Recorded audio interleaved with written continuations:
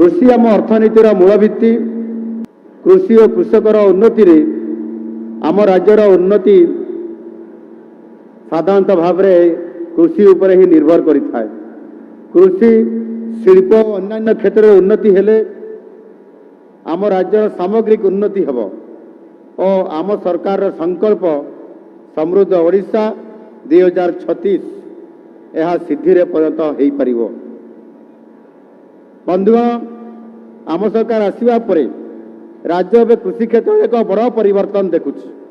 आमे पारंपरिक चाष पद्धति बाहरी एवं वैज्ञानिक पद्धति को आमे समस्ते आज आपणाई नहीं। आम सरकार एबे फसलर विविधता अर्थात क्रॉप डाइवर्सिफिकेशन उपरे मध्य आमे गुरुत्व दौरान। या द्वारा कृषक भाई भौणी मानकर आय रे निश्चित भाव आशातीत भाव वृद्धि घटिबो। यही रूपांतरण आम कृषक भाई भौणी मान विश्व बजार सह जरिया पाई एक नुआ सुजोग सृष्टि करछि, जहाँ ओडिशावासींकर पाई यह गौरवर विषय।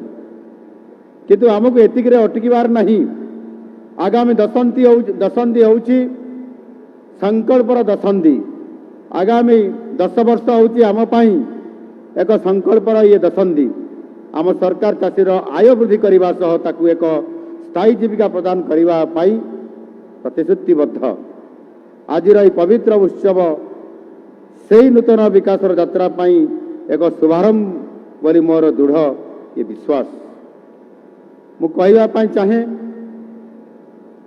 आम सरकार आसिला परे 2024 मसीहा पर 22 मास मध्य राज्यर कृषि अभिवृद्धि हार 5.3% रे पहुंची, जहाँकि जातीय हार 4.4 ठारू यथेष्ट अधिक।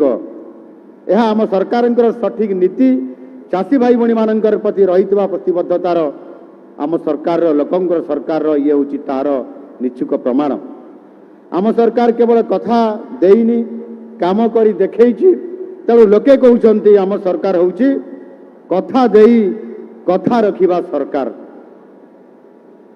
चलित वर्ष राज्य में 150 लाख मेट्रिक टन रु अधिक खाद्यशस्य उत्पादन ही एक नुआ रेकर्ड आम ओडिशा सरकार ताकू नुआ रेकर्ड करि पारिछन्ति।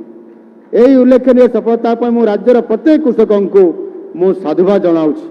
एवं आज मध्य जेते कृषक भाई माने एटी उपस्थित अछन्ति मु आपण मानकु कहिबी निश्चित भाव में आपण मानकर ये कठिन परिश्रम आपण मानकर ये तपस्यार फल आ जोथि पाई कि आज ओडिशा भारत वर्ष रे द्वितीय स्थान अधिकार करिकि विशेष करके धान उत्पादन क्षेत्र में आज यथेष्ट अग्रगति है आत्मनिर्भरशील हवा सहित आज अन्य राज्य को मध्य आज आमे सहयोग करि पारुछु। तांकु मध्य आमे चाउल पठेबारे आमे सक्षम हो पारिछन्ति।